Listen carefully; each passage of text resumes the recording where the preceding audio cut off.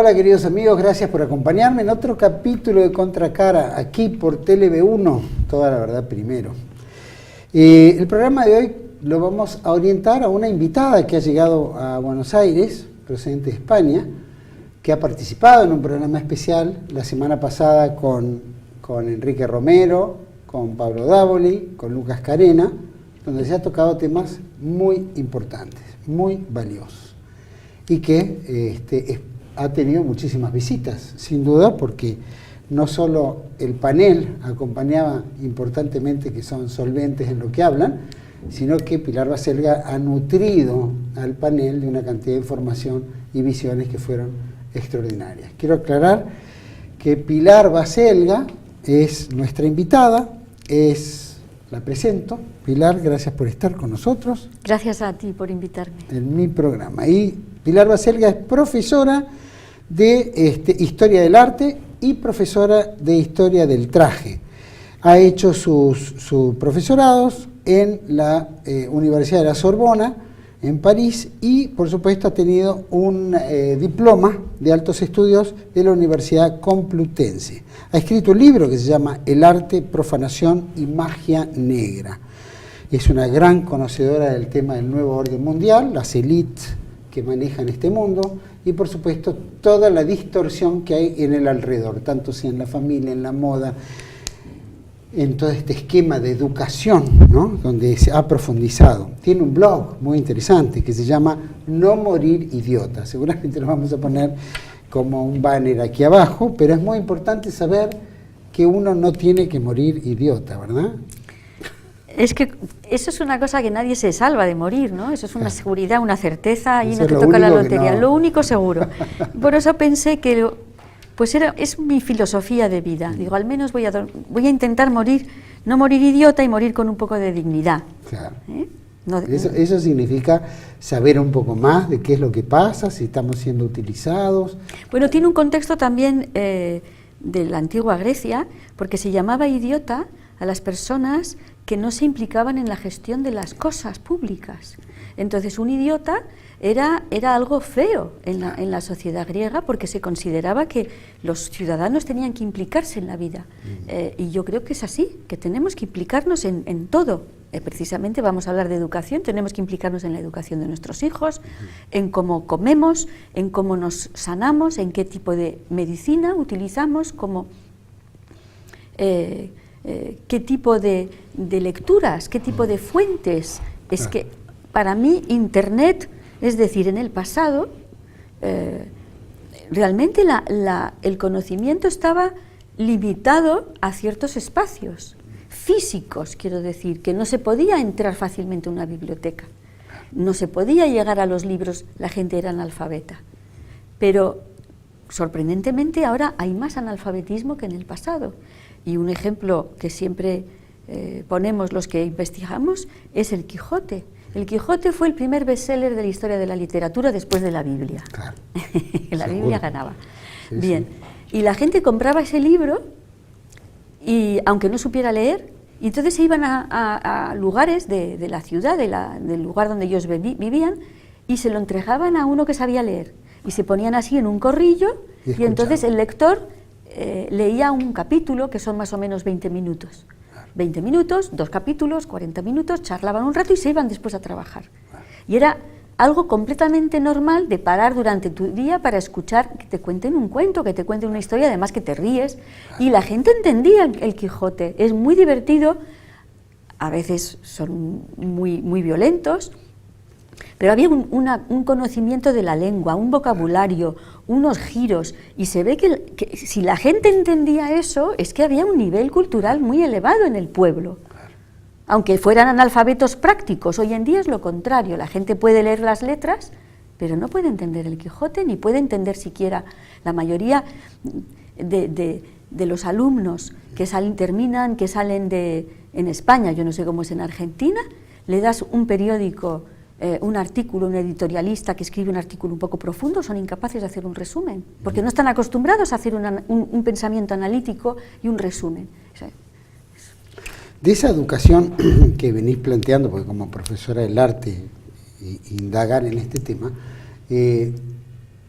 lo que estás manifestando es, por supuesto, que analizando a Cervantes es uno de los más grandes literatos españoles, o el más grande, insuperable por nadie, o por lo menos por ninguna otra literatura española que haya podido superar a Cervantes.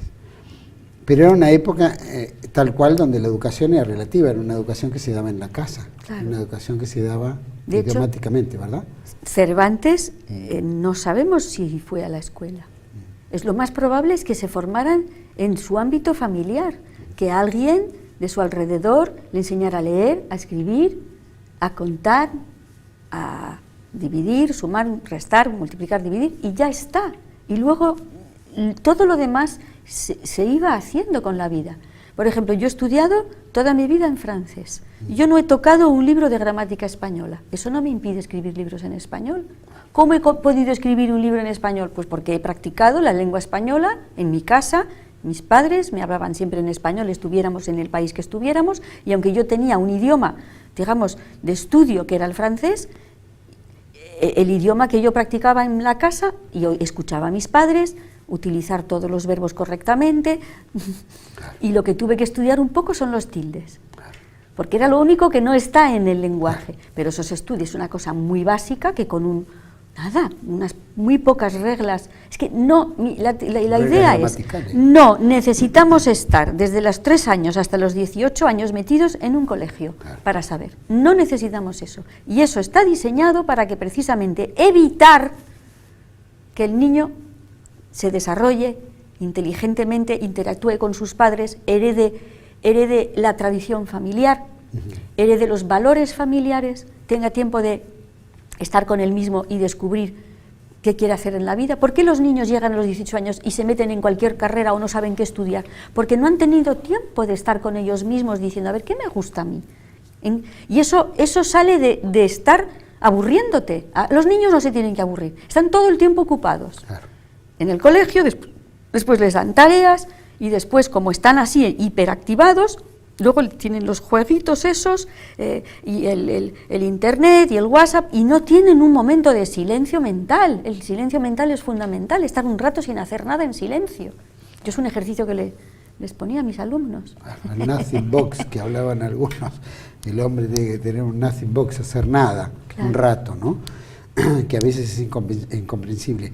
Pero entonces, quería decir que a medida que fuimos avanzando en la historia, en los términos educativos que de alguna manera introducen al estudiantado dentro de lo que es la ciencia, la educación, la formación, etcétera, ¿es una deformación más que una formación? Absolutamente. O sea, hay que saber, primero, que las leyes educativas no se hacen en los países, se hacen en los cuartos cerrados de la UNESCO.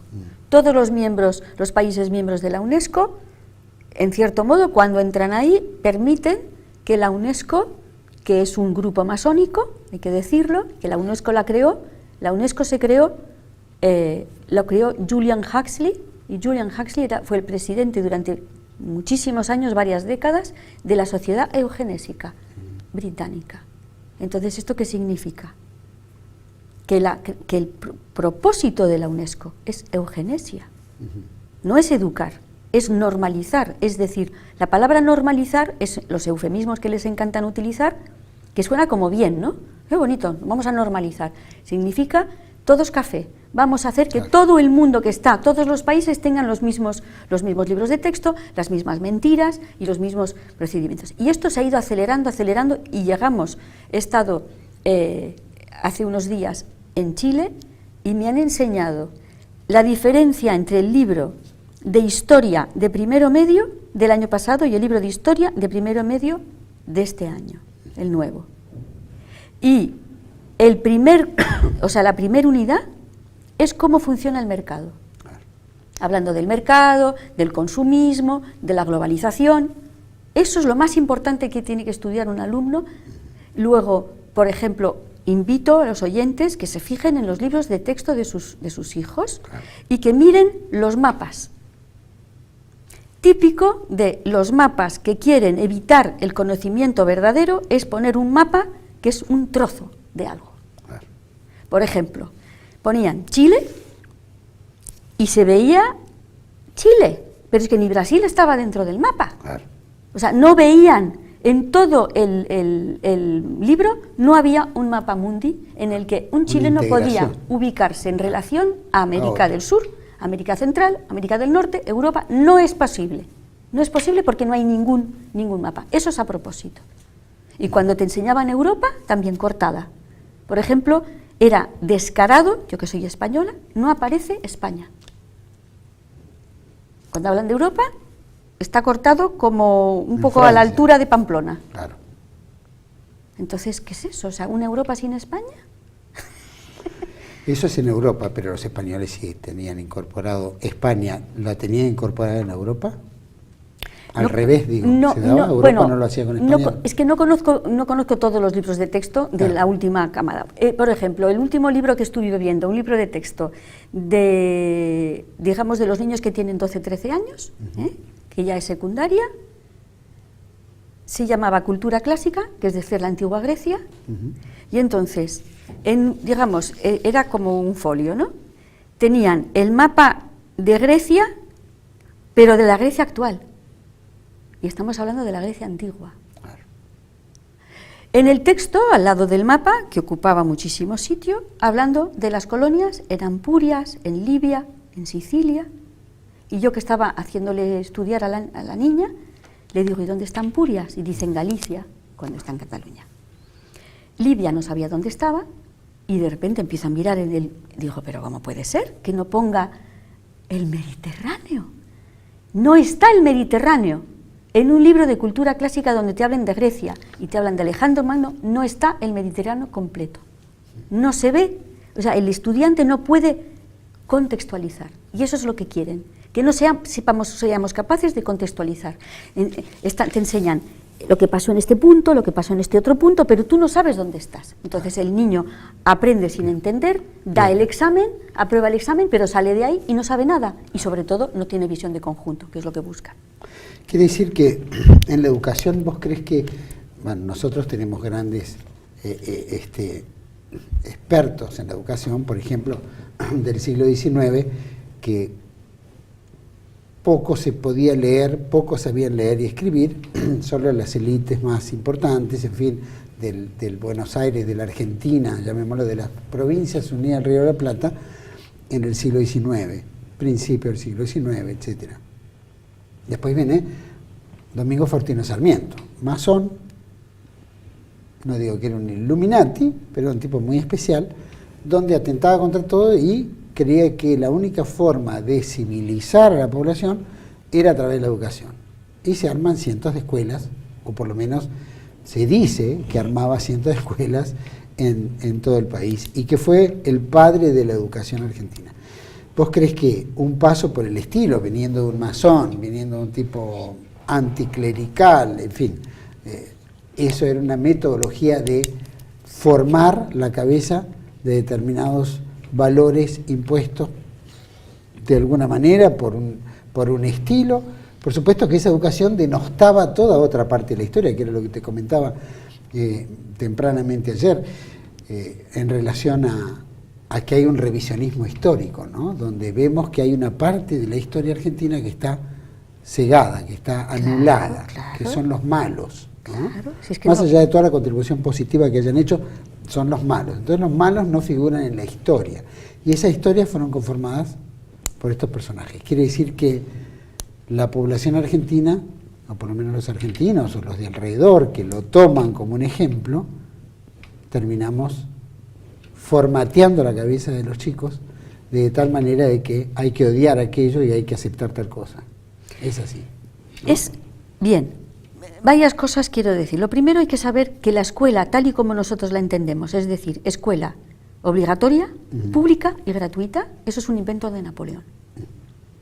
En Napoleón en Francia, y luego, al mismo tiempo, el sistema prusiano.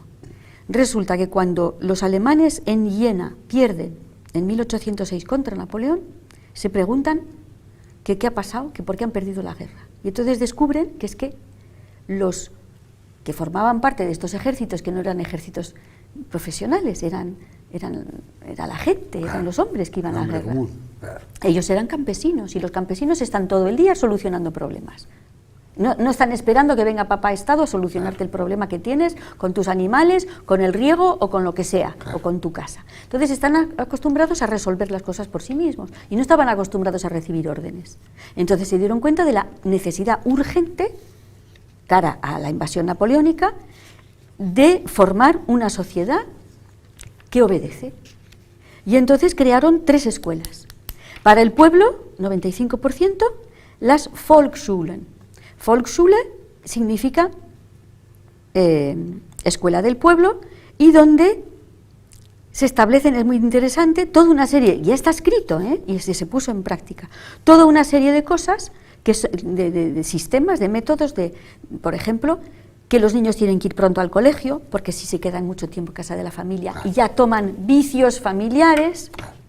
Por ejemplo, retrasar el aprendizaje de la lectura, porque cuanto más tarde estudias, aprendes a leer, peor lees. Entonces así te vuelves mal lector. Si eres mal lector, eres muy dependiente, porque no tienes tu independencia, porque necesitas a alguien que te diga las cosas.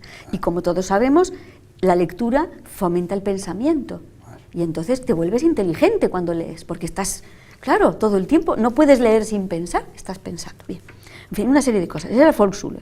Después estaba el Realschule, que era para los funcionarios, médicos, funcionarios, tal. Y luego para la élite, que eran prácticamente, digamos, las élites de la aristocracia, Akademienschule. Entonces ahí sí que se tenía una educación de 360 grados, con el trivium, el quadrivium, todo, esgrima, filosofía, en fin, todos los ámbitos y lenguas modernas, en fin, es una maravilla. Y era la élite, la aristocracia alemana, que tiene una educación exquisita. Bien, y eso, bien. Entonces, ¿qué es lo que tiene detrás, que lo has comentado, la masonería?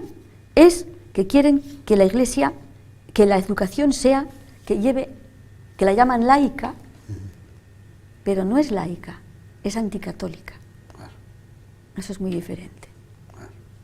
Y eso es lo que está pasando hoy en día, que las iglesias, la población mundial de origen cristiano, de tradición cristiana, ha perdido por completo los valores cristianos, que son los valores, digamos, universales, y que no se pueden discutir, porque lo que tienes que hacer es amar a tu prójimo, hacer el bien y no mirar a quién, cuidar ayudar a los necesitados, intentar vivir correctamente, unos valores morales del bien y del mal que creo que están además, yo creo que los valores cristianos son los valores del hombre, son los valores de la humanidad, ¿no? No hace falta que venga Jesucristo a decírnoslo. Todos sabemos que matar está mal, robar está mal, mentir está mal. Lo que dijo es bastante, que lo haya tenido que decir, es un poco triste, ¿no? Sin embargo, obviamente recién lo decíamos, hay determinados sectores, había una élite, la élite era cultural, la élite tenía acceso al conocimiento, pero esta época moderna en la cual hay otra élite distinta, yo no sé si serían paralelas las élites anteriores a las élites del hoy, donde tiene otros intereses, donde hay un esquema de poder, hay organizaciones determinadas, compañías, intereses políticos privados de dinero, de dominio, de control, en fin, ahí entramos en otra variante de este nuevo orden mundial o esta globalización donde ya se baja la misma línea en cualquier parte del mundo. El conocimiento del hoy, ¿no? Como lo dijeras, lo planteaste bien en la educación, pero en la élite que funciona, ¿cuál es esa élite a la cual invocarías y qué daño o qué ventajas quiere tener sobre el resto, que no lo vemos, o que probablemente vayamos a morir muchos idiotas? Bueno, yo creo que las élites estas que son, que hablamos el otro día en el programa con Lucas Carena y Pablo Dávoli y Quique Romero, las élites son pedocriminales, es decir, que utilizan a los niños para conseguir un poder extraordinario, haciéndoles muchísimo daño y chantajeando a todo el mundo a su alrededor, lo que buscan es el control. La mejor frase que leí sobre la masonería es: la masonería se creó para controlar. Lo que quieren es el control, porque dinero tienen, pero quieren el control, y también porque saben que si pierden el control, como son una minoría, pero no sé, es que no son nada, pero tienen muchísimo poder. Hay que decir que es un poder que les hemos dado. Les hemos dado votando. Les hemos dado aceptando. Si el pueblo se negara a obedecer a ciertas... Hay leyes que son bastante lógicas, pero la mayoría son bastante injustas y bastante innecesarias. Estamos constantemente acosados de muchísimas leyes. Por ejemplo, a ver, si a ti te dicen que tienes que llevar a tu hijo al colegio, a lo mejor no necesitas llevarlo hasta los 6 años. Pero nosotros hemos vendido nuestra alma al diablo. Ellos son el diablo, para decirlo de alguna manera. Estamos en el mundo del diablo, estamos dominados por fuerzas diabólicas. Y el ser humano, eso es, el pueblo, se vende a esta maldad por comodidad. Que es muy práctico. Yo tengo el niño, lo dejo en una guardería y puedo o trabajar o me voy a donde me dé la gana, porque tengo el niño que me lo están cuidando. Encima con la buena conciencia que me da, que el Estado me dice y me premia por hacerlo.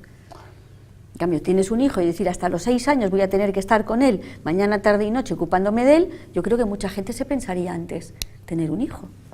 ¿Qué es lo que hay que hacer? Hay que tener los hijos solamente si te puedes ocupar de ellos. Sin duda, es verdad.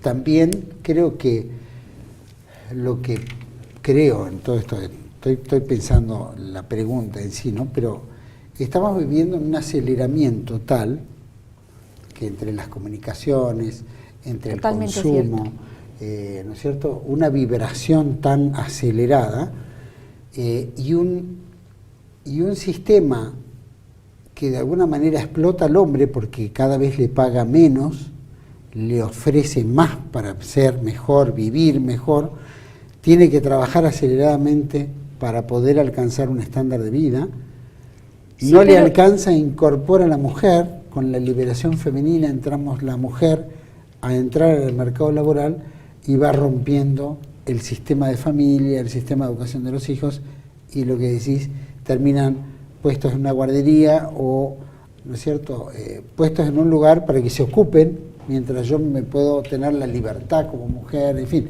el feminismo, ¿no? Tengo la libertad para poder desarrollarme, ser yo mismo. Esta temática forma parte de un plan, llamémoslo, diabólico, tan diabólico, contra la mujer y contra las criaturas. Es que... La familia en sí. Claro, es la familia. A ver, hay una cosa que te comentaba hace un rato. Mi padre estudió latín y griego, yo estudié latín, mi hijo no estudió latín ni griego. Ha habido una degradación de la educación absolutamente programada. En el siglo XIX es común leer biografías de personas famosas en las que ves que han ido 2 años, 3 años al colegio, pero después había un tío, se ponían a trabajar en el despacho de no sé quién que era abogado y entonces ya acababan estudiando Derecho. En fin, había otras maneras de formarse. Velázquez, un hombre brillante, él venía de una familia realmente sencilla, él está trabajando con 11 años en el taller de un maestro, de un maestro pintor, de un pintor. Él no fue al colegio y sin embargo acabó siendo un hombre refinadísimo, cultísimo, inteligentísimo, tenía una biblioteca de 112 libros que han llegado hasta nosotros, la lista de los libros. Tenemos la biblioteca de Velázquez, o sea, no los libros, pero sí sabemos qué libros tenía, libros de ciencia, y ese hombre nació en una familia sencilla y no fue a la escuela. Entonces, si hemos tenido siempre hombres brillantes en el pasado, sin que hubiera escuela obligatoria, gratuita, estatal, ¿por qué ahora es tan necesaria? Y además estamos viendo los resultados, los niños cada vez están peor, cada vez saben menos, es tremendo. Entonces, eso es una cosa. Luego hablamos del tema de la libertad, que es muy interesante, porque estamos hablando de una falsa libertad. La historia de resulta que hay unos estudios muy interesantes, yo siempre digo, deberíamos estudiar una asignatura que se llama la asignatura de la propaganda, la historia de la propaganda. Entonces, ¿cuándo nace la historia de la propaganda? Nace en Inglaterra, qué casualidad, todo nace allí, nace ahí en Inglaterra, y entonces es a partir de la Primera Guerra Mundial, porque hay que saber que la Primera Guerra Mundial es un montaje. Claro. No había ningún sentido de estar en guerra durante 5 años porque habían matado a un príncipe heredero. Entonces, naturalmente, la guerra se termina en 1916, pero hay un lobby, que ya conocemos a este lobby, que va a convencer para que Inglaterra y Estados Unidos entren en la Primera Guerra Mundial. Y se crea una guerra absurda que nadie sabe muy bien para qué. Era para destruir Alemania y matar a mucha gente. Bien, entonces, durante esa Primera Guerra Mundial, el gobierno británico tiene que convencer a los ingleses que tienen que luchar contra los alemanes, cuando eran uña y carne. Los ingleses tenían mucho vínculo con los alemanes, de hecho decimos anglosajón, sajón es Alemania y anglo es Inglaterra, entonces son primos hermanos, y entonces hicieron toda una campaña de mentiras, y diciendo que los alemanes tenían tinajas llenas de ojos que arrancaban a los soldados, cosas así, o sea, cosas completamente absurdas. Ahí ya empiezan con la historia de que hacían jabón con la grasa de los cuerpos de los muertos, que después lo volverán a utilizar más adelante, en fin. Y entonces una de las cosas que se dan cuenta es de que por mucho que el Estado intente crear propaganda, era muy poderosa la familia.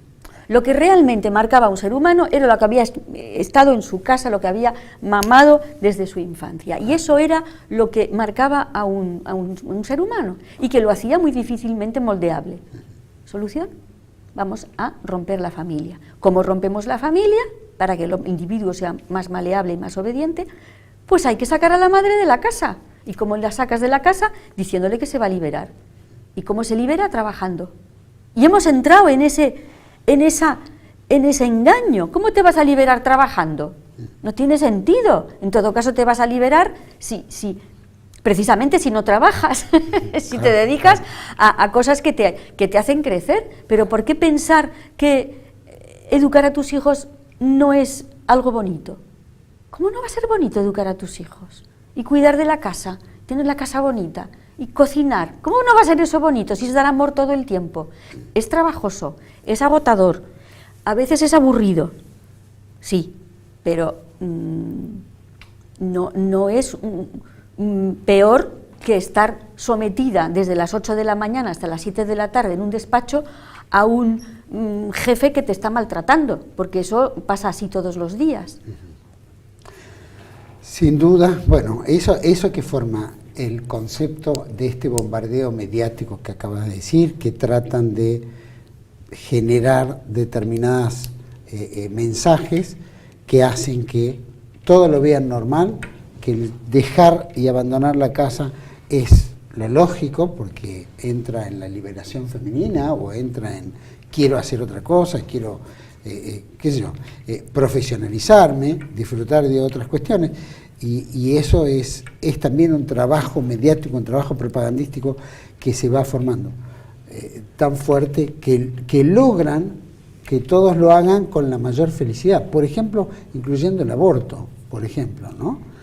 Yo lo he leído en libros de texto en Chile. Hablaban del aborto, de la necesidad de la contracepción, de que es fantástico, o sea, diciendo que eso es maravilloso. Está escrito en los libros de texto de niños de 14 años. Y ya lo empiezan a fomentar de tal manera que si uno se retrotraería 20, 30 años atrás, eso hubiera sido una locura. Sin embargo, hoy es una cuestión aceptada y prácticamente incorporada dentro de la conciencia colectiva y la elección individual de una persona, ¿no? Decir, pues sí, voy a abortar, más allá de que estén asesinando a alguien, ¿no? Que estén asesinando a un ser humano. Bueno, un bebé, la agenda, supongo que en vuestros programas, yo creo que habéis hablado de la agenda LGTB, sí. Lesbianas, gays, transexuales, etcétera. Bueno, esta agenda, que es la agenda de estos mismos, que estos diabólicos que controlan nuestras mentes, porque son muy buenos controlando. En España el año pasado, en la Semana Santa pasada, hubo una procesión, con perdón por el público, de la Virgen del Coño. Entonces era una procesión, como llevan una imagen, en vez de llevar una imagen, era una vagina hecha en plástico, o no sé cómo la habían hecho, y llena de flores, y la iban llevando. Y detrás venía un falo gigante con unos testículos también hechos así, y iban en procesión. En Sevilla, que es la ciudad de las procesiones católicas tradicionales desde hace siglos, ¿no? Y hay que saber que estos grupos de lesbianas, gays, transexuales están financiados por ONGs que finalmente siempre te llevan a la Open Society de Soros. Y están destruyendo, bueno, pues este plan que yo os decía, que ya, si la masonería nace en 1717, ahí empieza el ataque a la Iglesia Católica. Esto es muy antiguo y estamos en el siglo XXI y están consiguiéndolo. Y entonces después hay un grupo español de hazteoír.org que sale por las calles de Sevilla precisamente diciendo en un autobús naranja: los niños tienen pene, las niñas tienen vulva, que no te engañen sobre eso, y resulta que les tiran piedras y les rompen el autobús. Pero siempre son cuatro, porque el pueblo español no está detrás de esto. Están vamos, yo horrorizada, y yo no soy de hacer procesiones ni de ir a misa. Yo tengo mis valores cristianos, pero yo no soy católica activista, digamos, pero eso me choca profundamente, y que eso se pueda hacer, porque en realidad, si hiciéramos lo mismo contra la religión judía, vendrían inmediatamente. Imagínense una menora, es decir, un candelabro de los 7 brazos, para ridiculizarlo, con 7 penes, pongamos, y lo sacamos a pasear ridiculizando el candelabro judío. Seguro que los judíos, y con toda la razón del mundo, dirían: esto no se puede aguantar, o a lo mejor una procesión atacando al Islam. Pero eso no se podría consentir en España, pero esto sí, es increíble. ¿Por qué crees que hay un ensañamiento con la Iglesia Católica más que con otras religiones? Pues porque porque no hemos dicho que la masonería se creó para controlar. En 1700, ¿quién controla mentalmente, espiritualmente al pueblo? La Iglesia Católica. Pues ya está. Porque como la Iglesia querían tomar el relevo, querían reemplazar en el control mental, y lo han conseguido. Porque hoy en día es progresista decir: yo soy ateo, y luego es mentira, la gente no es atea. Luego la gente se muere y les hacen un funeral, y luego se mueren y los entierran en un cementerio rodeado de cruces. Vamos, ¿sabes? Bueno, nosotros creemos que no existe el ateísmo, no. No existe el ateísmo. Nada por el estilo, sino que de alguna manera es una rebelión en vida, que cuando ya ¿no es cierto?, empiezan a golpear para abrir la puerta de la muerte, ahí empieza la conversión, porque ya empieza la duda de qué es lo que hay más allá. Claro, porque entonces, es insoportable pensar que solamente es esta vida, que estamos aquí. Y precisamente es diabólico porque son luciferinos, hay que decir. Los masones son luciferinos, rinden culto a Lucifer, le hacen ofrendas, les hacen rituales de sangre, etcétera. Y ese es su Dios. Pero hay que decir que, bueno, esto lo hemos comentado, que en los niveles altos de la masonería, cuando tú, para llegar a ciertos niveles, te hacen pasar pruebas como, por ejemplo, poner hostias consagradas en el suelo y pedirte que las pisotees. Si no las pisoteas, entonces te dicen que bien has hecho en respetar tus ideas personales, pero ya te apartan y dicen: este no sirve porque este sigue creyendo, tiene sus valores morales, ¿no? Entonces, ¿por qué ponen en el suelo hostias consagradas? Porque creen. Creen en Dios y se oponen a Él. Tú no te puedes oponer a alguien en que no crees. O sea que encima son como niños en realidad. Están diciendo, se oponen a una cosa en la que están creyendo. Vamos a ir a un pequeño corte y te voy a dejar picando una pregunta con esta inversión que hay en el tema del arte y la moda, ¿no? Me gustaría que profundicemos un poquito en esto. Pero vamos a un pequeño corte y volvemos enseguida con Pilar Baselga, gran invitada de TLV1 aquí, en Toda la Hora Primero. Ya volvemos.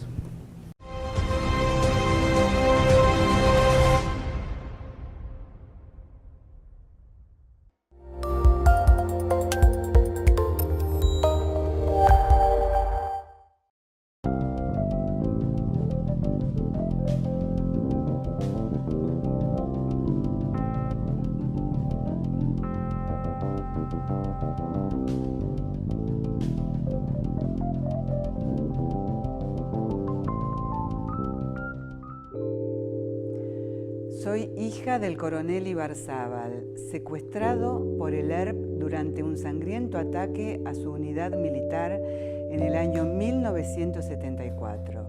Lo secuestró, lo torturó y lo asesinó.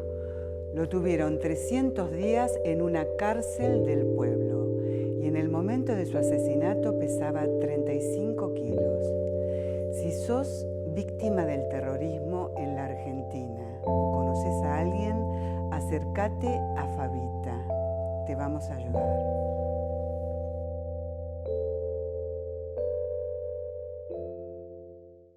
La Guerra Invisible, Acción Psicológica y Revolución Cultural, en coautoría de Lucas Carena y Pablo Dávoli. El libro que revela las maniobras de manipulación psicológica y cultural. La Guerra Invisible, Acción Psicológica y Revolución Cultural, disponible en mercadolibre.com.ar. La Guerra Invisible, Acción Psicológica y Revolución Cultural.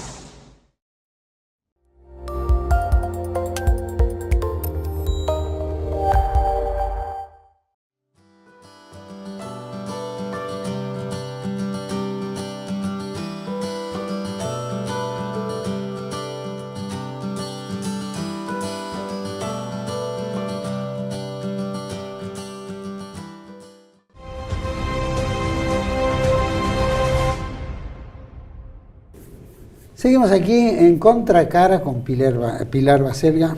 Pilarcita, quería preguntarte si habíamos dejado en el bloque anterior picando este concepto de cómo se percibe en el arte, en la moda, ¿no? La inversión de los valores. Es decir, vemos que hay costumbres, formas, estilos que en una época distinguían a las mujeres, distinguían al hombre, y hoy es una cosa media más que provocativa, más que, ¿no? Como resaltando una agresión permanente, ¿no? Donde encima viene paralelo con el abuso a la mujer, con el, ¿no es cierto?, que no te no me toques, porque si me tocas es acoso, si es acoso te denuncio, en fin, entra... Para crear una guerra entre el hombre y la mujer. Exacto. Esa es la historia. Quisiera que me... Bueno, pues en relación, a ver, el arte, vamos a dejarlo de lado un rato, porque si nos ponemos con la moda son dos cosas que tienen mucha enjundia. Entonces, hoy en día la elegancia femenina se ha confundido con la provocación erótica. Entonces se considera una mujer bella y elegante cuando va provocando sexualmente a todo el hijo de vecino que pasa a su lado. Eso se va a considerar belleza. Eso jamás fue así. En el pasado, las mujeres que iban por la calle marcando su cuerpo con minifaldas, con zapatos de tacón altísimos, con medias, provocando, marcándose el cuerpo, lo que yo llamo la moda boa constrictor, porque están como embutidas, ¿no?, con esos leggings que se les ve todo, con esas camisetas que se les aprieta y se les ve todo. Eso era de mujer, de prostituta. Y hoy en día se ha normalizado, porque la moda tiene ese poder. Hay un silogismo de la moda que es muy interesante. La moda, todo lo que está de moda es habitual. Como lo habitual es normal, lo que está de moda es normal. Si A es igual a B y B es igual a C, A es igual a C. Eso en matemáticas es cierto, pero en la moda no es cierto. Porque lo que está de moda, normalmente simplemente está de moda, es costumbre. Y no tiene nada de normal, ni nada de lógico, ni nada de comprensible. Son siempre cosas bastante absurdas, las modas son muy absurdas. Cuando los hombres ven cómo se vestían en tiempos de Luis XIV en Versalles, con plumas encima de encajes, o sea, yo he visto sombreros pintados en los cuadros con encajes, o sea, el borde forrado de encajes y con plumas por encima, y eran hombres que no eran efeminados, era la moda. Pelucas, etcétera. Pelucas, tacones, encajes, ropas bordadas con flores, que los hombres jamás se pondrían hoy en día. Y ellos estaban tan encantados, estaban seguros de que eso era una gran... Pero estábamos volviendo a lo de la inversión. Entonces, la inversión es que cuando una mujer abandona... A ver, la mujer se ha convertido en un objeto sexual, pero por decisión propia. Porque cuando tú vas por la calle pidiendo guerra, te conviertes en objeto sexual, luego en objeto, ya no eres sujeto. Entonces, a eso de yo me visto como me da la gana, me pongo mini short, enseño el culo, soy una mujer liberada, soy una mujer libre, en realidad esa mujer es absolutamente dependiente de la opinión ajena. Y ahí está la inversión. La libertad es ir por la calle como te da la gana, importándote muy poco que la gente te mire o te deje de mirar. Cuando tú vas enseñando todo tu cuerpo es que quieres que te miren y además te estás tratando como objeto sexual. Entonces, ¿dónde está la liberación? Si tú quieres ser libre y resulta que te conviertes en objeto de deseo de los demás, prometiendo cama, yo lo llamo eso estética promesa de cama. Mira qué buena cama tengo. Y luego resulta que se están haciendo todo tipo de encuestas y no ha habido una juventud que menos, digamos, vida sexual tiene. Además lo hacen de mala manera en los baños de las discotecas. No hay historias de amor como hemos tenido nosotros cuando éramos jóvenes, que hemos tenido, nos hemos enamorado, hemos paseado, que si me das la mano, todo iba con muy despacito, tal, y luego pues pasaba o no pasaba, y las relaciones duraban un tiempo, a lo mejor no duraban 10 o 20 años, pero no es como ahora es desastroso lo que está pasando. Las parejas ya no tienen vida, porque además, la idea de que si yo te gusto como mujer es porque tengo un buen sexo, una buena promesa de cama, y resulta que no hay más que eso. Yo no estoy con mi pareja todo el tiempo metida en la cama, habrá que hacer otras cosas, hay que pasear, hay que hablar, hay que compartir, hay que disfrutar de la vida, de los valores, hablar de si quieres formar una familia, cómo quieres educar a los hijos, todo eso ya no existe. Bien, entonces, hablando de la inversión en el arte, ¿cómo podemos hablar del arte del siglo XX cuando nos dicen que la obra señera del arte del siglo XX es un urinario, es una letrina? Es decir, que nosotros tenemos que mirar obras de arte que son retretes. ¿Es eso el arte? Y la gente va y lo dice, y lo dice y lo repite, y está escrito en todos los libros de historia del arte del siglo XX que el urinario de Marcel Duchamp es la obra señera del siglo XX, y que es una idea estupenda, que además es un fraude, porque encima ni siquiera es una obra suya, es una obra de otra persona, de una amiga suya, y que además él no hizo, o sea, es todo un fraude.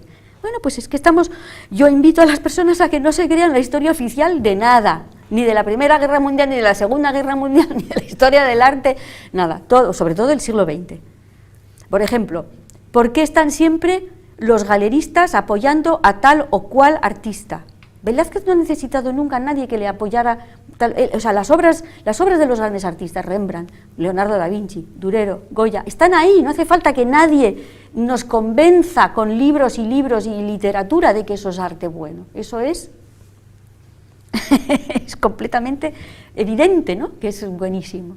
Y en cuanto a la música está en manos de los mismos diabólicos que nos hacen escuchar una música, digamos la música clásica del siglo XX, que es la música que viene de Schoenberg, Alban Berg y ¿cómo se llamaba el tercero?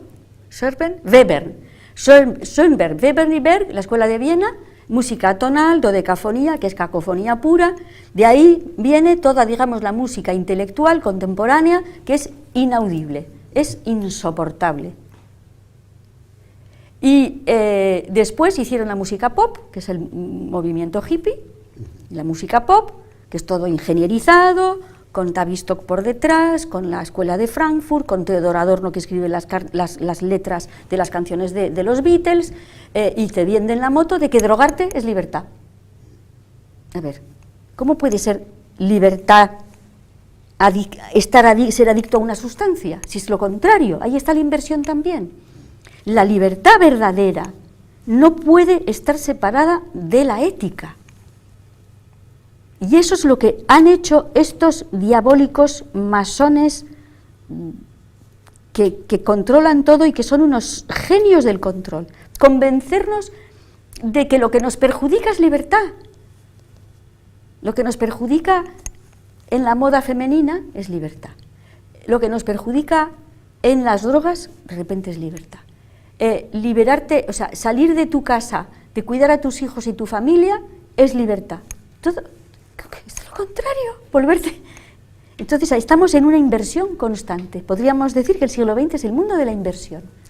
Es una libertad manipulada, en la cual la gente todavía ni se da cuenta. Le ponen el concepto de libertad como tenemos en muchos de los países en el mundo el concepto de la democracia, ¿no? Claro, que es otro montaje, exactamente. Yo vivo en democracia, yo soy libre, porque puedo elegir entre A y B. Pero si A y B son los mismos y encima no los has elegido tú, los han puesto ahí, ¿qué libertad es esa? Pues la gente sigue creyendo, es que claro, como vivimos en una democracia, porque ahora hay elecciones, porque ahora ya podemos elegir, y resulta que están siempre los mismos, son siempre los mismos. Y además entre ellos, que delante de las cámaras se pelean, pero luego entre ellos luego se van de copas y van a las mismas fiestas. Los que supuestamente son de izquierdas y de derechas, son uña y carne. Le llaman a la convivencia democrática, ¿no? En sí. La cual parece que son contrapuestos, pero están unidos. El lenguaje es el mismo y la gente cree civilizatorio el hecho de depositar un voto en una góndola en la cual le van imponiendo, donde no hay diferencias entre uno y otro. Hay pequeñas diferencias, claro. Te van a decir, no, es que en España, en tiempos de Zapatero, que era socialista, entonces hubo más, pongamos, becas de estudio. Hombre, algunas pequeñas diferencias tienen que hacer, porque si no sería demasiado obvio. Pero la realidad es que los impuestos son absurdos y abusivos, el IVA es el impuesto más ilegal que hay, pues el impuesto debe ser, por ley, progresivo, y el IVA no es progresivo. El pobre como el rico paga la misma cantidad de IVA. El IVA es uno de los, en todas partes existe, y es uno de los impuestos más injustos que hay. Y son antidemocráticos, ilegales, anticonstitucional, y en todas partes, y además se cambian los poderes y nunca tocan el IVA, porque claro, es un ingreso de dinero colosal. Pero en la realidad, ¿qué es? Las leyes, por lo menos en España, yo sé muy bien, lo he visto, las leyes se votan en el Parlamento, pero no se redactan en el Parlamento, se redactan en los lobbies de poder. Por ejemplo, las grandes multinacionales de las eléctricas ven que hay una competencia con los paneles solares, que la gente se va a hacer su Entonces, Rajoy ven aquí, o Zapatero ven aquí, vamos a hacer esta ley y tal y cual, porque esto a mí no me conviene. Redactan la ley, la mandan al Parlamento, los diputados que no se leen las leyes, además, ¿para qué se las van a leer? Si da igual, a ellos les dicen, vota sí a esta ley, vota sí, vota no, a esta elección no vayas, se quedan en casa. En fin, es una tomadura de pez, ¿es así? Sí, es que las leyes son así. Lo vemos en nuestros diputados y senadores, ¿no? Claro.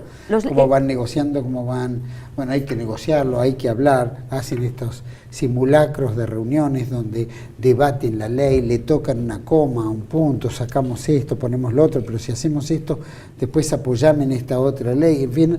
Todo el tiempo están haciendo eso. Eso se le llama la articulación de la democracia y la institucionalización de determinadas que son palabras siempre muy bonitas. Articulación de la democracia. Me voy a quedar con eso, es fantástico. Me ha encantado. Articulación de la democracia. Son paquetes en los cuales suena también, como por ejemplo, la planificación familiar, ¿no? Uno piensa que la planificación implica cómo vas a resolver, es decir, Claro. Pagar la comida, el trabajo, en fin, Sí. una serie de cosas. Y la planificación es justamente lo contrario al sentido de planificar una familia.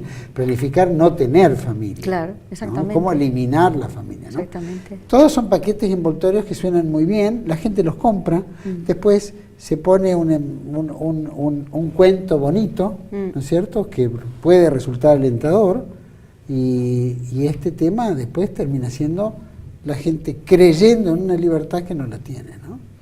Ahí hablabas también de los chips, ¿no es cierto?, de la felicidad del chip, las bondades que el sistema propone Claro. poner un chip a un individuo, ¿no? Las personas que en este momento en nuestras sociedades se ponen piercings y se hacen tatuajes, están convencidas de que son antisistema. Claro. Y no saben qué es un... Anarquistas. ¿Eh? Que son Anarquistas, antisistema, llevan los pantalones rotos, se ponen rastas, todo eso. Y no saben que es una agenda, que está escrita, que está organizada. Y ya están haciendo piercings que tienen un microchip, que tú les acercas el móvil o no sé qué aparato y suena una música. O sea, ya están preparándonos para que de tanto meternos cosas debajo de la piel ya sea completamente normal.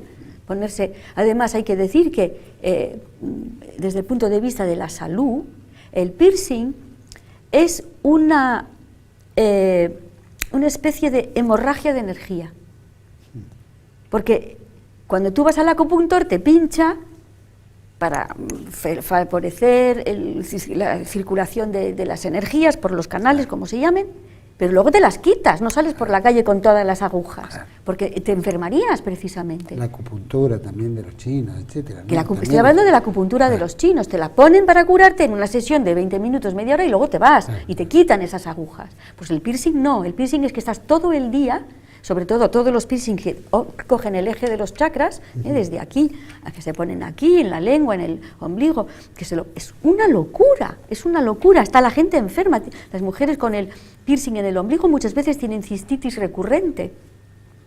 Y la tinta del tatuaje, el cuerpo lo percibe como un cuerpo extraño y se pone en alerta, el sistema inmunológico está en alerta.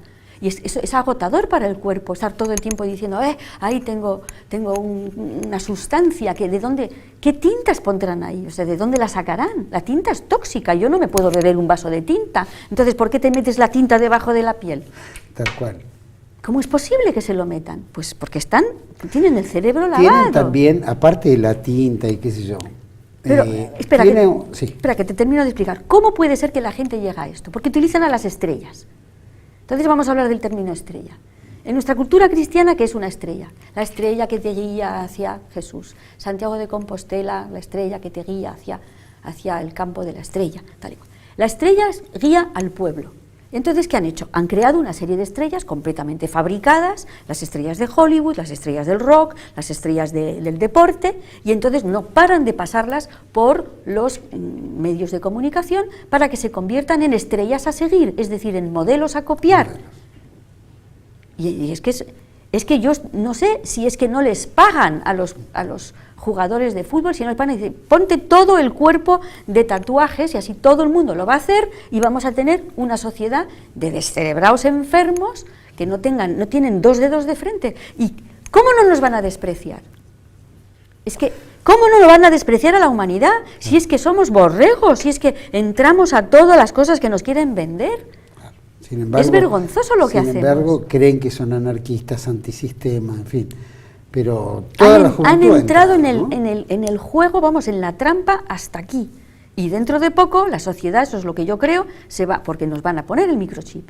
Estamos caminando hacia eso ya, todo esto ya está muy adelantado. La sociedad te venden lo mismo que el tatuaje, etcétera, como una moda, como una cuestión de avanzada, de libertad, ¿no?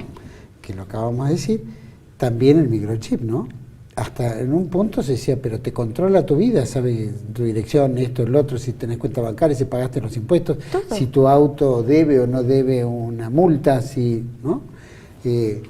Evitar el documento para pasar a hacer un chip, del cual hasta pueden manipular tu información. O pueden apagar el chip y ya no sos más nadie. Corre todo el riesgo, y ¿no? peor todavía, pueden utilizar el microchip para inducirte enfermedades. Claro. Entonces, Hay que vacunarse y si no te vacunas no te No, dejan para entrar inducir, en es decir, a través de ondas electromagnéticas. Ellos pueden enfermarte el cuerpo, porque eso se está utilizando. Y lo están haciendo, hay acoso electromagnético contra ciertas personas. Hay mucha gente que ha contraído enfermedades y te la inducen a través de... Esto está ya bastante desarrollado, lo que pasa es que no se quiere decir porque se podría utilizar para curar. Claro, se podría utilizar para curar. De hecho, Raymond Rice, yo recomiendo a la gente que busquen Raymond Rice como rice, como rice en inglés, arroz. Raymond Rice fue un médico que desarrolló un sistema de sanación del cáncer y sanó, tenía 16 enfermos ya, ¿cómo se llama?, desahuciados por el sistema, y él sanó a todos con un sistema con una lámpara con ondas electromagnéticas, y curó a los 16, le hicieron la vida imposible, lo echaron, estaba trabajando en la Asociación de Lucha contra el Cáncer, lo echaron de allí, le retiraron, esto estamos hablando de los años 30, 1930. Y decime, con relación a los tatuajes, que para cerrar el tema tatuaje, que me quedó picando ahí, ¿tienen algo que ver el sentido, no solo la tinta que envenena el cuerpo, ¿no?, pero tiene algún sentido que ver el modelo del tatuaje que se pongan? ¿Eso incide en la persona, incide en lo espiritual o en lo ultra...? Es muy interesante lo que has dicho porque no lo había comentado todavía. Si uno se mete a mirar, digamos, el estilo tradicional, la estética tradicional de los diseños de tatuajes, son diabólicos. Están llenos de monstruos, de simbologías diabólicas, satanistas. Es muy desagradable, es muy feo, pero ellos, claro, es que ellos son antisistema. Y es el arte de lo feo, que es lo que ha digamos, intronizado el establishment de la historia del arte. Los historiadores, críticos, expertos se han dedicado a establecer que el arte del siglo XX tiene la gran novedad de que es el arte de lo feo, empezando con Edvard Munch, después tenemos el expresionismo alemán, después tenemos el surrealismo y todos esos estilos, la posmodernidad. Hay una artista francesa que se llama Louise Bourgeois, ya murió casi con 99 años, murió hace poco, y una de sus obras más famosas es un pene de látex de este tamaño que está colgado con un alambre a la pared, atravesándole el prepucio. Es una obra de un pene de látex, como un consolador gigante, y eso está considerado una obra de arte. Hay una enfermedad, la verdad, que diabólica, ¿no? Sí, pero que ellos lo digan, pero que nos lo creamos. Oye, vamos a intentar tener un poco de dignidad, que creen una moda que te perjudica a ti, pero que creen la moda y tú les dices, bueno, pues para ti la perra gorda, o sea, déjame en paz, ¿qué me estás diciendo? Yo por eso voy a hablar muchas veces de que hay que hacerse tu propia ropa, te tienes que hacer tu propia ropa, no forzosamente cosértela tú, pero sí pensártela tú, a ver qué es los colores que te sientan mejor, las formas que te sientan mejor. ¿Por qué tenemos que ponernos la moda que hace un señor que yo ni conozco y que ni me conoce a mí, si me va a sentar bien o no, ¿no? Bueno, uno lo ve colgado en un maniquí. Y luego tú te quieres parecer al maniquí. O las fotos que hay de... Claro, pero no somos como los... Claro, pero nosotros no somos como esos maniquíes. Además, los maniquíes de la moda son esqueletos andantes. Son como perchas anoréxicas que pasean esos modelos y que luego cuando llegan atrás caen, se mueren. Y bueno, no importa, cogen a otra que está... El otro día, nuestro querido amigo Rafa Pal hablaba de los esclavos de la moda, ¿no?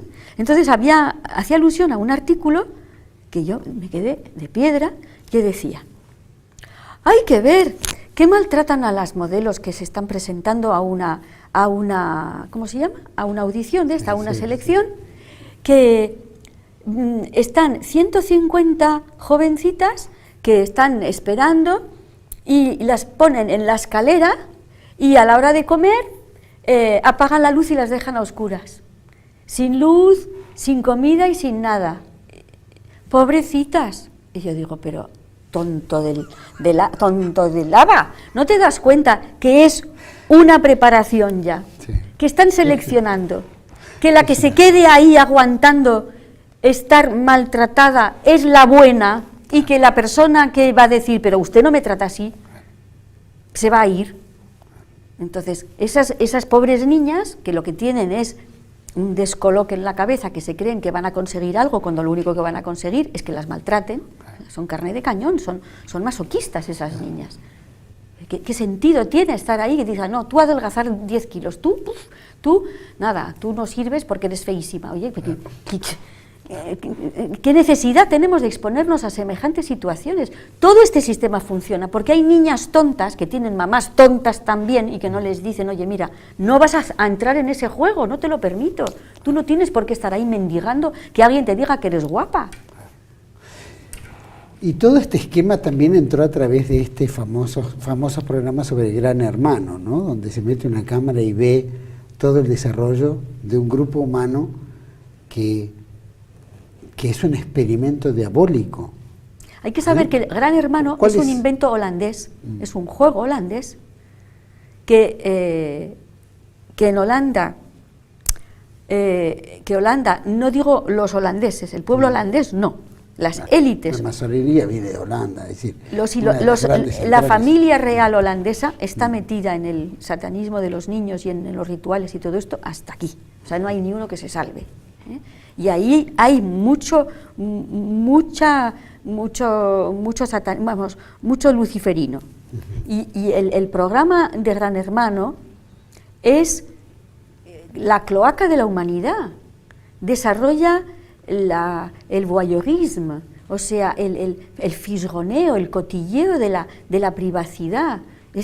Y la gente que se presta a eso, o sea, yo no sé cómo hay gente que se preste a estar dentro de Gran Hermano, cómo hay personas que ven ese programa. Yo es que no lo puedo ver, no sé, es que no tengo tiempo para perder en tonterías. Hay gente muy, muy estúpida, yo no voy a mirar a la gente estúpida, anda que no tengo cosas para leer y estudiar. Claro. Entre lo diabólico que planteabas, por supuesto que eso de Gran Hermano es un tema enfermizo, pero es una forma en la cual, ¿no? El famoso George Orwell en 1984 planteaba cómo nos miran, ¿no? Cómo nos siguen, qué pensás, y después viene la represión, etcétera, etcétera, pero es como una forma de una cápsula de cristal donde todo el mundo observa y ven qué es lo que pasa, ¿no? Cuál es el comportamiento humano, como si fueran conejitos de India, ¿no? Claro, pero es que el propósito es normalizar que haya dentro de tu casa una cámara y que nadie se subleve, porque los que miran también participan. Sí. Votan, opinan, llaman. Claro, en vez de decir, esto es una vergüenza, la vida íntima es íntima y del ámbito privado y ninguna cámara debe estar metida en ninguna habitación de ninguna casa. Es para normalizar eso, porque si el día de mañana te dicen, no, es que si tú quieres trabajar en esta empresa y tener este sueldo, la condición es microchip y una cámara en tu casa. Ah, bueno, vale.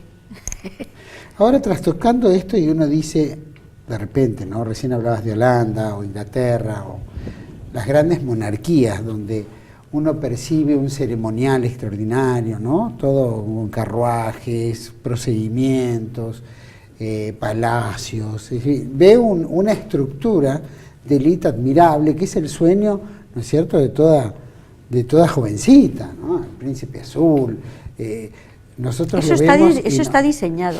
Nos atrae, ¿no? Porque decimos, qué perfecto, querido. De hecho, todo ese ceremonial.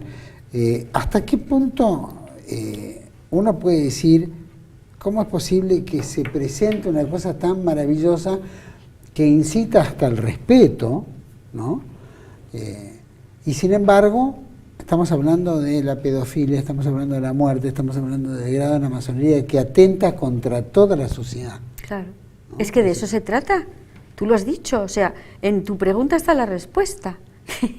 Quiero decir, como ellos son tan luciferinos, diabólicos, satánicos, asquerosos, pervertidos, necesitan crear una imagen seductora. Y va el pueblo y va y se lo cree. y sueña con que yo quiero casarme con un príncipe. Yo lo que menos quiero es casarme con un príncipe, por Dios, porque ya sé quién está detrás de las familias reales. Bueno, aquí voy a decir, no sé si ustedes han seguido, que en España la hermana de la reina, Leticia, murió. Murió, que dicen que se suicidó, Erika Ortiz. La reina se llama Leticia Ortiz. Y durante el funeral, el marido, que se había separado, pero bueno, el marido, el padre de la hija de Erika, al pasar cerca de Juan Carlos, le dijo: asesino. O sea, el marido de Erika le llamó a Juan Carlos asesino. ¿Y qué hizo Leticia, hermana de la difunta? Corrió a arrodillarse delante del rey y besarle la mano, como pidiéndole perdón. Eso fue para mí espeluznante, porque es una manera de decir: por favor, no sigas matando. Le pidió clemencia. Fue una manera que tuvo Leticia, en mi opinión, de expresar de forma absolutamente espontánea que era verdad lo que estaba diciendo su cuñado. Si no, ¿por qué haces eso? Estaba pidiéndole perdón y pidiéndole, por favor, que no lo tuviera en cuenta. Luego está reconociendo que algo hay ahí y un poder tiene. Esto tiene que ver también, por ejemplo, con Diana, La Lady Di. Lady Di, famosa, que casada con el príncipe Carlos. Sí, bueno, todo el mundo dice, toda la gente que se ha parado a estudiar el caso, yo no soy ninguna experta, que aquello fue un ritual, también, y que estaba, bueno, es muy de conspiración. Yo ahí no me meto porque hay que saber mucho, y yo no quiero decir cualquier cosa que dice cualquiera, que lees, no cualquier cosa que dice cualquiera, cualquier cosa que yo he leído, pero las cosas que he leído, todas que no son la versión oficial, es que todo ha sido, que fue un asesinato, vamos, que no fue un accidente. Ha sido, la verdad que interesantísimo. Me gustaría que me digas, Pilar, ¿qué es lo que te llevó a incursionar en todos estos temas? ¿Qué es lo que te despertó en vos todo esto? Bueno, para mí la lectura más impresionante que he leído en mi vida es Armas silenciosas para guerras tranquilas, que es un documento top secret que fue filtrado a un ex militar, Bill Cooper. Está disponible en internet. Yo en mi blog he hecho un comentario a ese. Es un documento que tiene 30 páginas y donde se redacta en el año 1979, se dice claramente que es un texto para los participantes en la reunión, no lo dicen tan claro, pero en la reunión de Bilderberg, porque dice, es muy fácil saber por qué es. En 1979, es fecha del documento, dice que están celebrando el 25 aniversario de la Tercera Guerra Mundial. Si retiras 25 a 79, llegas a 1954, que es la fecha de creación del grupo Bilderberg, que se llama así porque se reunieron en un hotel en Holanda que se llamaba Bilderberg, Holanda, ya estamos otra vez, porque fue el príncipe Bernardo de Holanda, antiguo SS, que todos conocemos ya, el que fue el organizador de esta reunión. Y la reunión de Bilderberg son una serie de élites con una serie de personas que van invitando y en las que se deciden una serie de cosas para el futuro de, digamos, lo que ellos quieren que ocurra y lo que, en cuanto a la gestión, por ejemplo, en las últimas reuniones de Bilderberg no han faltado el dueño de Google, el dueño de Amazon, bueno, pues ya está. Facebook y todos estos. Todos estos, es decir, que tienen que ponerse al servicio de los deseos de ellos. Y de hecho hay todo un YouTube, todo esto, hay mucha gente que está ya organizando que nos vamos a pasar a otro tipo. O sea, en vez de ver Tele1 en YouTube, pues lo iremos a ver a MeTube, en vez de MeTube, que será otro sitio, una plataforma internacional donde todos los que estarán baneados en YouTube se puedan reunir y puedan difundir, porque es que vamos a eso, al control ya se está haciendo. Hay muchos youtubers que se llama, que tienen canales que les están bloqueando sus vídeos, porque lo que dicen molesta. Y esto es lo que nos espera, ¿eh? Vamos a ello a pasos agigantados. Ahora tenemos una próxima, dentro de unas semanas, la Bilderberg 2017, que no sé dónde se celebra. ¿Lo sabes tú dónde se celebra? No sé, la última vez se hizo en Alemania. Sí, el año pasado. El año pasado, este año, la verdad que no tengo idea. No, yo tampoco lo he mirado. Un amigo, Adrián Salvucci y Enrique Romero. Seguro, seguro que se lo saben. Saben perfectamente dónde queda. Bueno. Bueno, todo esto fue lo que te motivó a incursionar en el Claro, porque es que al descubrir ese texto, digo, pero ¿cómo puede ser que haya gente que se reúna? Con simbología, todo tiene que ver, todo ata con todo. ¿Cómo fuiste desatando todo eso? No, bueno, pues estuve, se puede decir, 3 años sin salir de casa. Me decía mi hijo, ¿qué te pasa, mamá? Yo digo, pues que estoy rehaciendo mi educación, porque claro, he tenido que tirar por la borda todo lo que yo había estudiado, todo lo que yo había aprendido. Yo había sido una alumna obediente del sistema, había sacado buenas notas, tanto en la escuela como en la universidad, matrículas, tal y cual, no sé qué, y de repente se me caía el mundo, no me lo podía creer. Hay gente que se reúne para decidir, vamos a destruir a la sociedad. ¿Cómo es esto? ¿Y cómo lo vamos a hacer? Además es que te lo explican, que tenemos que tumbar a las... Lo dicen negro sobre blanco. La calidad de la educación dada a las clases inferiores debe ser de la más baja, tal cual, te lo dicen, para impedir que las clases inferiores puedan comprender nada de los sistemas. Por eso hacen esa educación con los mapas recortados, con las ideas, lo invierten todo, te enseñan primero las fracciones y luego las decimales, entonces ya no entiendes nada, tienes que hacer lo contrario. Bueno, hay toda una serie, esas cosas que nuestros padres nos sufrieron. O sea, hay que saber que a partir de 1980 aprietan las tuercas. Lo de la escuela prusiana, que he comentado al principio, no había sido, digamos, aplicada de manera tan férrea como ahora. A partir de los años 80 han empezado a apretar los tornillos y ahí lo dicen en ese texto. Si la gente no me cree, que lo lea y verá.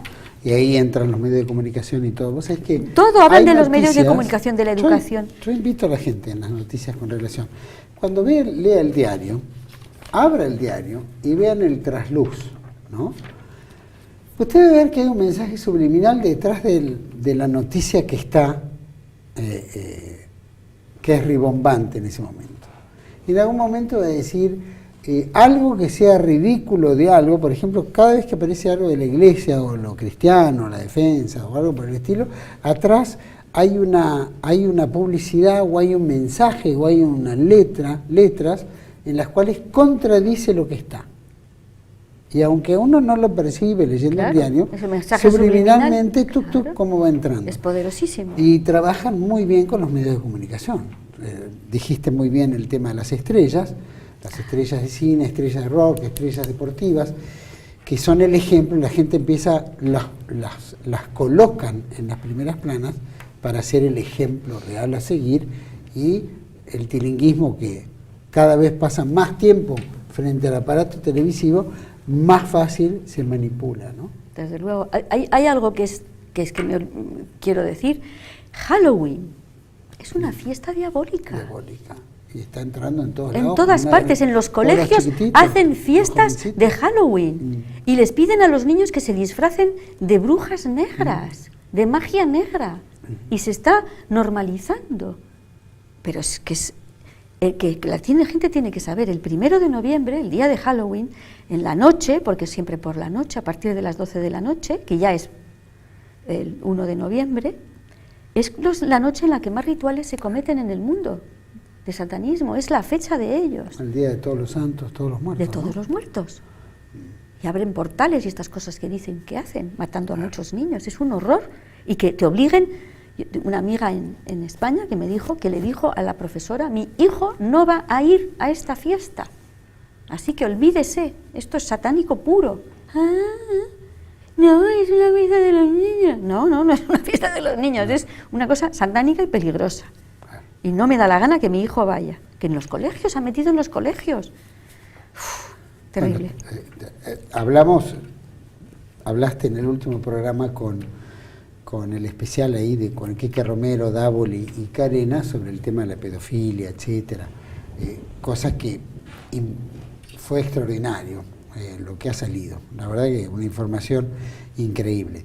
pero es increíble cómo sobre los niños, ¿no?, se avanza tanto para destruir esa inocencia, ¿no? Claro. Es lo que el diablo quiere más, ¿no? Lo que más el demonio disfruta. Sí, por lo visto, eso dicen. Yo no sé. Yo estoy convencida de que ellos creen eso, pero que la realidad no es así. Porque nosotros no somos nuestro cuerpo. Ellos solamente atacan al cuerpo. Y entonces hacen unos rituales, es muy infantil. En realidad Lucifer, no sé dónde estás, hijo, por aquí estará seguro dando vueltas, es un niño petardo, o sea, que toca mucho las narices y que molesta muchísimo, pero que no tiene ningún poder. No tiene ningún poder, porque nosotros, a mí me pueden estar torturando, pero mi cuerpo no soy yo soy un alma, yo soy un espíritu. Y de hecho, las víctimas siempre dicen que cuando les han torturado muchísimo, se desdoblan y ven cómo están torturando su cuerpo y ellos no están dentro. Lo dicen todos.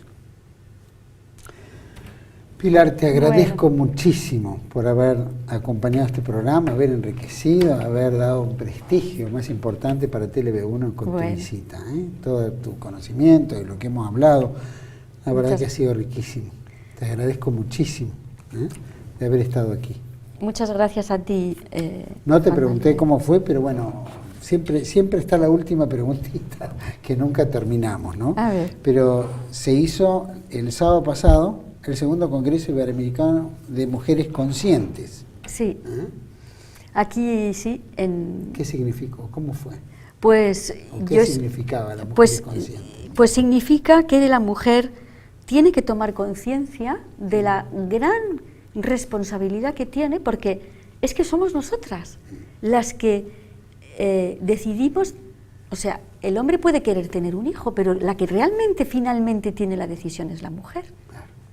Si la mujer dice al padre, mira, no, es que lo quiero cuidar yo, es que quiero cuidar yo a mi hijo, el marido no le iba a decir, mira, no. Bueno, sería un monstruo, ¿no? O sea, que está en nuestras manos cambiar todo esto, en las manos de las mujeres. Si nosotros decidimos, no quiero ir por la calle mostrando todo mi cuerpo, quiero ir guapa, elegante, con bonitas telas, yo muy mía, pero no tengo por qué estar enseñando el pecho, el culo, pues todas esas cosas. O sea, que está en nuestras manos, nosotras mujeres, con la conciencia de cambiar este mundo, realmente. Los hombres también, pero las mujeres muchísimo. Bueno, nos han acostumbrado un poco a la moda erótica, ¿no? Pero si no hay nada más erótico que lo que no puedes ver. Claro, por supuesto. Claro. ¿Es más erótico una mujer vestida que una mujer desnuda? Desde luego. Sin duda. Sí. Pilar, mil gracias de vuelta. Muchas gracias. Y espero que vuelvas de vuelta a Buenos Aires muy pronto y bueno, y ya nos estaremos comunicando. Y le mandamos un saludo a Rafa Pal. Sí, también, ¿no? Claro. Que también vamos a hacer varios programas con él. Gracias, Pilar, muchas gracias. Gracias, Juan Manuel. A todos ustedes, bueno, qué valiosa esta entrevista, qué lindo, qué increíble, ¿no? Porque cómo se invierte todo el sentido de todo lo que nosotros vemos hoy, que parece, cómo está manipulado. Nosotros sabemos que el nuevo orden mundial opera, que el pensamiento único, pero a veces en el día a día no nos vamos dando cuenta. A la vez que somos conscientes que eso pasa, somos inconscientes en entrar en el ruedo permanente que se va imponiendo. Por ejemplo, qué sé yo, el tema de las estrellas, ¿no?, los tatuajes, que entra tanta gente que se cree libre, ¿no?, y que no lo es. El tema de la libertad, la democracia, ¿no?, este juego tan ridículo, la libertad, que uno solamente tiene libertad para elegir esto o esto, ¿no? Pero ¿dónde está la libertad para elegir otra cosa o no elegir ninguna, ¿no? Vemos que la sociedad cada vez va encaminada por un tubo en el cual no puede salir de ahí.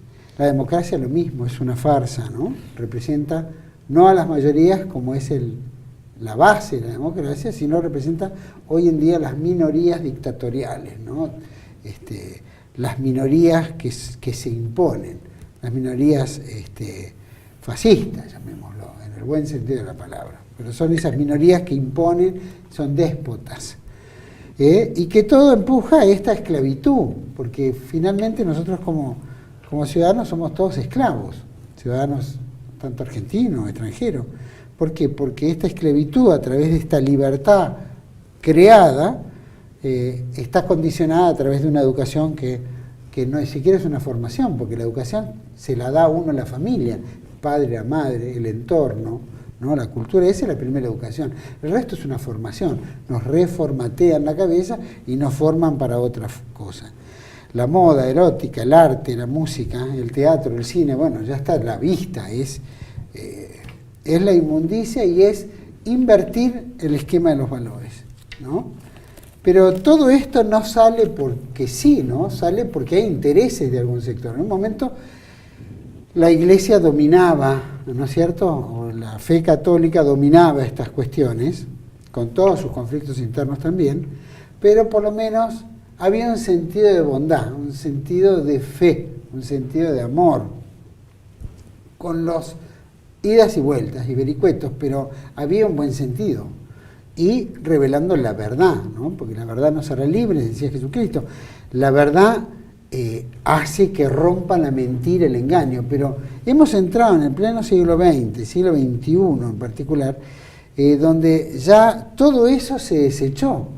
Y entonces entramos a través de diabolizar lo que en alguna época era benévolo, para entrar en otro estilo en el cual está dominado por sectores, sectas, agrupaciones, instituciones, organizaciones ocultas que no tienen ni siquiera el sentido de la verdad, ni el sentido del amor, ni el sentido de la bondad o la belleza, ¿no? La verdad, la belleza, la bondad. No existe nada de eso. Existe lo oculto, lo negro, lo que no se puede divisar. Y todo eso es el símbolo del demonio, el símbolo del oculto, el símbolo del mal. No es bueno para el hombre. No es bueno para el hombre, no es bueno para la mujer, porque eso rompe con cierta estética, rompe con la esencia de lo que es lo bueno, lo bello o la verdad. Creo que habría que replantearse hoy en día muchos temas, ¿no? Porque creemos y confundimos la libertad con un libertinaje, pero un libertinaje que es controlado. Todo está controlado, no es un tema, como dijo bien Pilar, no es conspiranoico, es planificado. Todo entra en una planificación. Todo lo trabajan, por eso hay grupos Bilderberg que se juntan todos los años, por eso hay grupos de la masonería en todos los lugares del mundo, por eso en cada ciudad, en cada sector, van creando todos estos estamentos y grupos y subgrupos, como las empresas que habla Adrián Salvucci, ¿no? De todo este esquema de empresas donde están todas enlazadas. Nadie, al final, ningún país es dueño de nada, ningún país es soberano, ¿no? Entonces ahí es donde entramos como esclavos, creemos una libertad que no existe y nos bombardean y nos liman la cabeza a través de los medios de comunicación. Es para pensar, es para parar la pelota y ponernos a analizar las cuestiones, mirar alrededor y empezar a ver que hay algo que nos están jodiendo y es bravo y es difícil porque nos engañan y porque tal vez va a llegar el punto donde logren no matarnos, sino que nosotros les simplifiquemos el trabajo, nos matemos a nosotros mismos. Ya empezaron con el aborto y empiezan con tantas otras enfermedades. La mayor virtud del enemigo es lograr que uno haga el esfuerzo por ellos y uno se autoelimine. Entonces esto no es broma, es un tema que corre riesgo, corre peligro toda la humanidad, ¿no? Porque ellos quieren otro mundo, que no es el que desea Dios, que no es el que desea el amor, la belleza y la verdad. Espero que haya sido tan rico como lo fue para mí. Aprendí muchísimo de Pilar Baselga. Esperamos que tengámosla de vuelta. Les agradezco a ustedes que nos hayan acompañado en este largo programa. Podría ser muchísimo más largo, pero fue riquísimo y muy útil. Gracias por acompañarme en Contracara. Los esperamos en otro programa por aquí, siempre por TLV1. Toda la verdad primero. Gracias. Pilar, muchas gracias.